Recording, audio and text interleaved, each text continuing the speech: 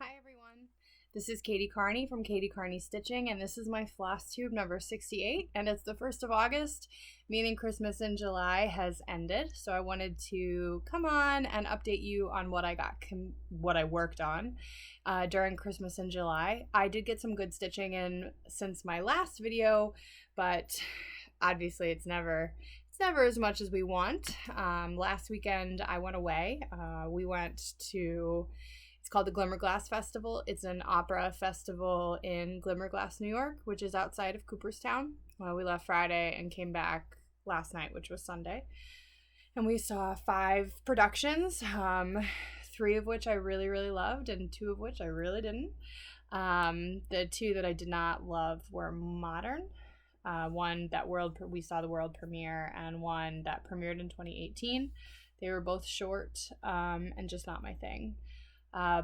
We also saw one yesterday that was new this year called Tenor Overboard, and it was fantastic. So it's not just that I don't like modern things. I really loved Tenor Overboard. And we also saw Carmen and The Sound of Music. So it was a wonderful weekend away. We had a great time.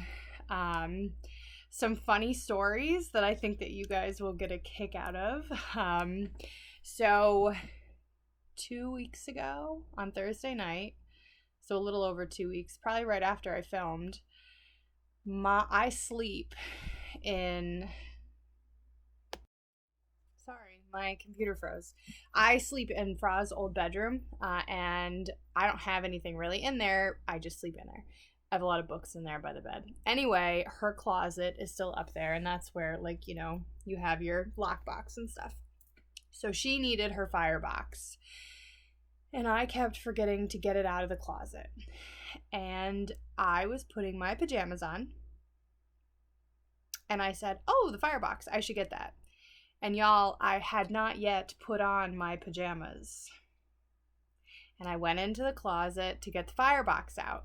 And I opened the door and go in, get the firebox, put it on the table in her room. And then I went back into the closet to put things back where they belonged, and my very voluptuous back end closed the door. Not a problem. There's a doorknob. The doorknob didn't work. I was naked. My cell phone was hung up. Or charging. I understand we don't hang up. Anyway, it was charging in the room where my air conditioning was going. So I'm in the closet, which is attached to the attic, which has no windows, and it's 100 degrees outside. So I'm naked and I'm sweating, and the doorknob, when you twist it, just keeps twisting. When you twist it this way, it just keeps twisting. And I'm locked in the closet. And I think to myself, self, you need to stay calm. You're gonna figure this out. So I found a hanger, and I tried to snap open the door of the hanger. Wouldn't fit. And then I thought, well, maybe the doorknob never works, and the door is swollen shut from the humidity. So I get down under the door and I try to lift it up because maybe the doorknob doesn't work. Nope. Pull on the doorknob. Nothing. Go from the top, and I can like pull the door in, but I can't get it open because the door is closed. I took apart a picture frame to try to get in there. I looked at all the tools that I had available to me, and praise God, the light bulb didn't go out. Because, of course, it's not like a light with a light switch. It's a light bulb on a string. I am locked in the closet, naked and sweating. And at this point, I am looking at I have a Fitbit, and I'm looking at it, and I can text from this. I can't talk I can't talk on the phone, but I can text. But to send a first text, you have to have the name, like they have to have sent you a message. And the only person I can think to ask for help is Mark. But of course, I don't have a text from him. Unread. Can't do anything about that. My cell phone is still hung up, and I'm like, deep breath. Calm down. You're nervous because you're sweating. Stay calm. Well, at like 20 to 10, I was like, girlfriend, you need to get out of this closet before 10 o'clock because Fra falls asleep at 10. And it's either she figure out how to get you out of here, or you have to stay here till morning because she won't notice until you don't go to work tomorrow. Because I had already said goodnight to her. So I start pounding on the wall and screaming for help. Help, help. Well, so she calls me, and I can answer a call in this. So I answer it, but I can't speak. My phone is on the other side of the room, and I'm screaming, I'm locked in the closet. So she comes toddling up the stairs faster than she's moved in years. And all I could think of was, and I'm like naked. And at this point, I don't know if the doorknob is broken on both sides of the door, and if she's going to have to call 911, and the fire department's going to have to come let me out. And I'm melting. I'm absolutely drenched in sweat and naked. So she gets up there and she's like, where are you? And I'm like, I'm locked in the closet. And praise God, literally, when she opened the doorknob works on that side. And it could have been broken for 50 years on the inside, because she's never closed the closet door when she was in there. And I was like, yeah, well, me either, until my large badonkadonk did. So, moral of the story, don't go into the closet without clothes on. Don't close the door with your butt. And keep your cell phone with you no matter what. Half an hour locked in a sweaty closet. Let me tell you, when she popped open that door and it worked and the air-conditioned air came in, it was like heaven. So that was one funny story, but wait, there's more, because in Katie's life, there's always more. So, last week, Mark and I left on Friday, but I took Thursday afternoon off I needed to get some food and cook food for Fra while I was gone. And I needed to pack. And I packed food for Mark and I, so I had stuff to do. I took the afternoon off.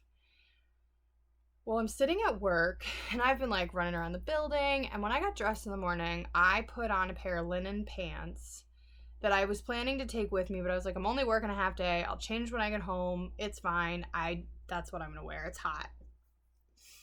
And I'm sitting at my desk, and I'm working, and all of a sudden I'm like, I feel a breeze.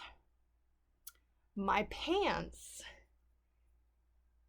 had ripped, and I just assumed, I'm a large woman. I got the rubbing thighs chub rub, and I often walk through my pants in between my legs because they rub together, and that's what happens with fabric. Well, that is not what happened here.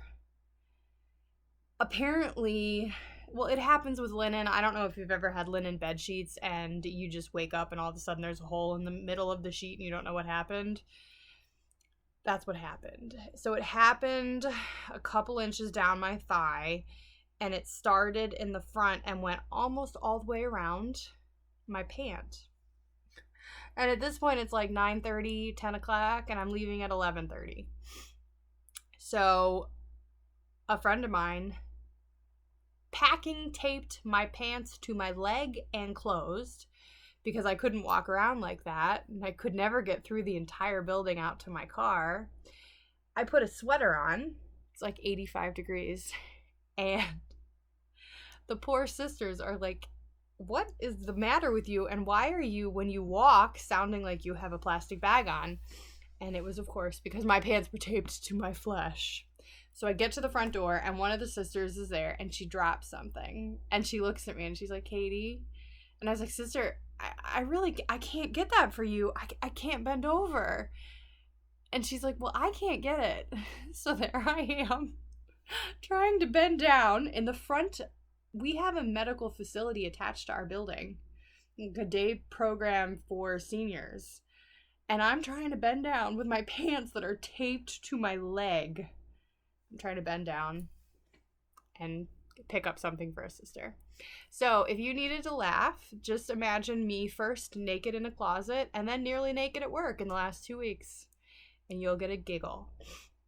Because my life is always an adventure. Although, can you imagine if I would have lost my pants at the opera? That would have been something. Anyway, we're 10 minutes in. Let's talk about stitching. So I have been, like I said, a fairly busy stitcher. My small project that I've been working on is the 1989 Prairie Schooler Santa. I'm very close to being finished this. I'm going to actually, when I finish recording, hopefully finish it today. Very close. So this is the 1989, and this is my second Santa for this year. And here he is. You may remember if you watched my last video that I made a border mistake, but that we're working with it. And actually, I think it's all seems to be working out fine. At this point, all that's left is the little ball of his hat right here. There is a white ribbon here, and then obviously the rest of the jacket. So pretty close to being completed. I worked on this a little bit in the car on Friday, on our way. So I really like it so far. Oh, and I have to put his eyes in. I always forget to do that. And I'll be honest, instead of giving the cardinals a orange beak, I just made it red. So, and then the next one will be the 1990 Santa. This one looks kind of complicated. Look at that border.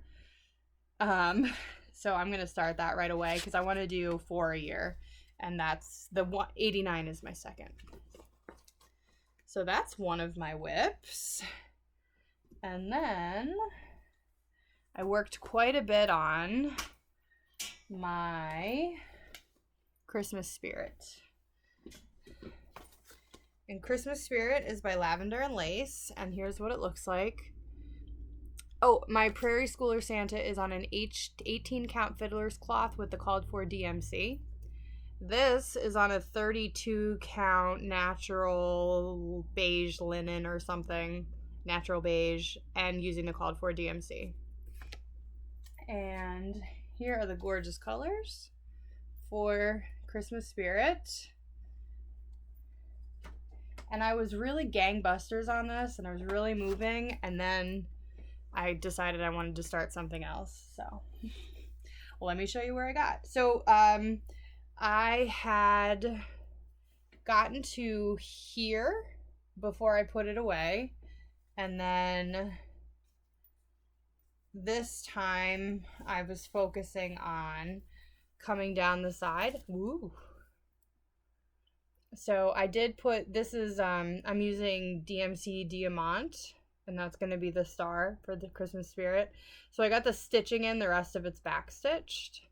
And then I got all this green in, all of this. And I'm actually, I was going to finish the side so I could start the actual Santa. I'm like right here on the piece. But I was in the mood to start something new. So here's this with my stitch markers in it, or not my stitch markers, my needle minder. And then I've been putting the red in, but I haven't been doing the actual candles. I don't know if you can really see them here. They're a giant pain to do. So I have just been waiting because there's a lot of like half stitches and a lot of quick color changes, and I was like, I'm just gonna do them all at once, because on the other side I've done them and I did them as I came to them, and it was just a pain. So that's my plan. And then I do think I'm gonna leave this out. I prefer to be in a good stopping spot. So my plan is to pick this back up after I work on Consider the Lilies this month and finish that section, and then pick up Celtic Autumn. So it doesn't look like a ton of stitches, but that section is practically full coverage, and it's a lot of confetti, so it actually is a lot of stitches. They take forever. And that was like a really full weekend of stitching that got me through that. And then the only other thing I worked on, I think that I had told you that I was planning to start Kringles, that I had kitted it up in March of 2020, and it was time. And here it is. So this is by Little House Needleworks. I am using a 30 count Parisian gray, which is the called for, and it's from Access Commodities. And I'm using the called for Fancy Floss and DMC. I am doing 2 strands. I do not know if I am correct or not in that. And I hope that doesn't come to bite me and I run out. It doesn't say anywhere. It just says fabric 30 count Parisian gray from Access Commodities. The designed piece is 12 3/4 by 15 3/8, and it gives you the stitch count. And then it tells you how many of each thing you need. Oh wait. The DMC alternative threads are close but not exact replicas of the hand-dyed thread used in this design. Stitch was done with 2 strands of thread. Thank God I'm not going to run out. Because I did the top snow on the top of the roof.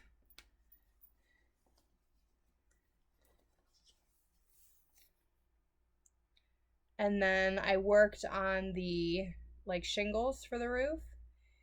And this, it's black coffee. Can you see that? I used an entire skein, and I have 6 skeins of it, but that's an entire skein. But I finished that last night. It took longer than you'd think, because eventually I got a stride and a rhythm, but it took me a while. And I am glad that I finally started this. The threads are beautiful. And I started the second of the black coffee. So I used a full strand, a full hank plus some. So yeah, when I pick that back up, I will continue with the roof. My plan for this is to do, well, obviously the entire top section, and then put all the brick in, and then like this black bunting thing here, and then cringles. And the last thing I'll do is fill in each house, or each room in the department store, excuse me. That's my plan now. We'll see. I definitely want to get all the brick in before I do anything else, just because counting is not my strong suit. And it's important to be self-aware.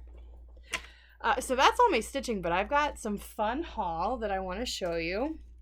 First off, while I was gone, I actually almost forgot to order, but this happened the beginning of July. You pre-ordered the small samplings by Heartstring.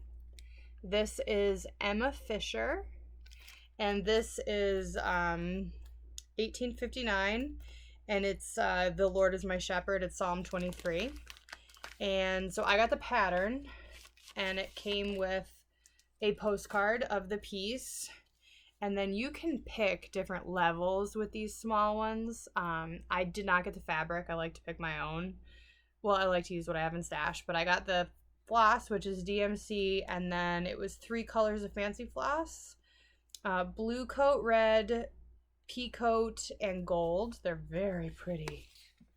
Whoops, there goes the DMC. But yeah, this is like a bluish, tealish, dark blue. Very, very pretty. And then this one also came with, from the Heartstring Samplery Boardroom. It's a little punny there. It's a thread gauge, or a corner gauge.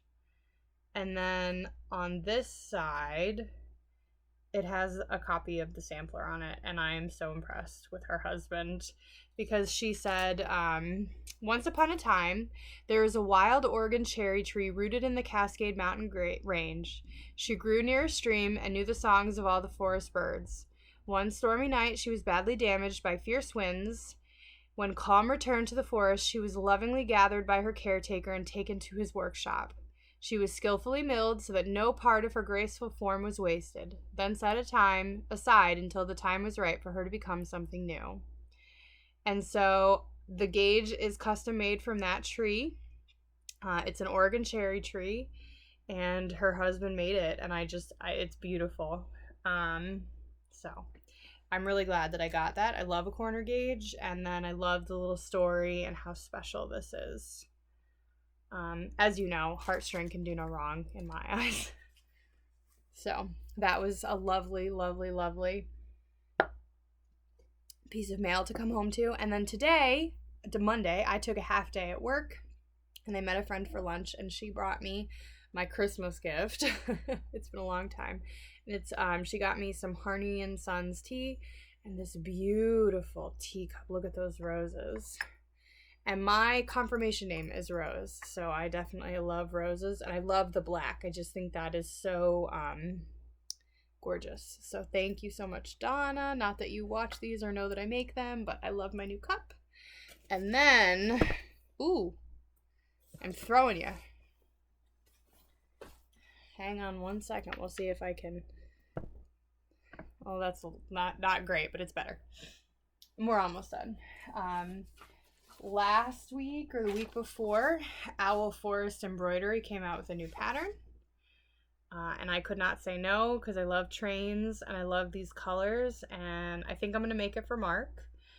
He has a huge train set up under the tree. It's like, hang on, I'm trying to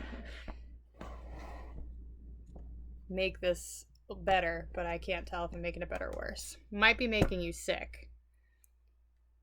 Nobody move. Anyway, he has a huge train set up at Christmas and he's got all the accoutrement and it's beautiful. And so I thought I would love to do this for him. And I was talking to Jen, who has done quite a few Owl Forest projects, and she said, oh, let me look in my stash. I might have the colors it calls for. And she did, but I'm going to do it. It calls for like a 32 count, but she only had one of the colors that I needed two of. So I'm going to do it on 40 count so that I have enough floss. Because it's supposed to be 2/2 and mine's going to be 1/2. So the colors are this pretty red, this gray, and this gold. And I'm going to be doing it on, this is a Bestitch Me fabric. Ooh, I love it. And I really wanted to start it last week, but I told myself I couldn't start it until I finished that color section I was working on Kringles. So I will be starting this, but not until now after I finish the very short section I need to work on Consider the Lilies. So that's my next new start, just what I need. And then Jen, lest any package must never be sent alone, she sent me some fabric in different sizes that she either had doubles of or didn't think she'd use. So thank you so much, Jen. And I think that's definitely all the haul I have. I think that's all I have for you. Like I said, I didn't work on a ton of projects. I was pretty focused on Kringles and Christmas Spirit. So it's a short one. I hope that you're all well and safe. And hopefully next time when I check in with you, I will have Frost Christmas ornaments to show you because I really do need to start those. Anyway, I'll talk to y'all soon. Be good, be safe, be well. Bye.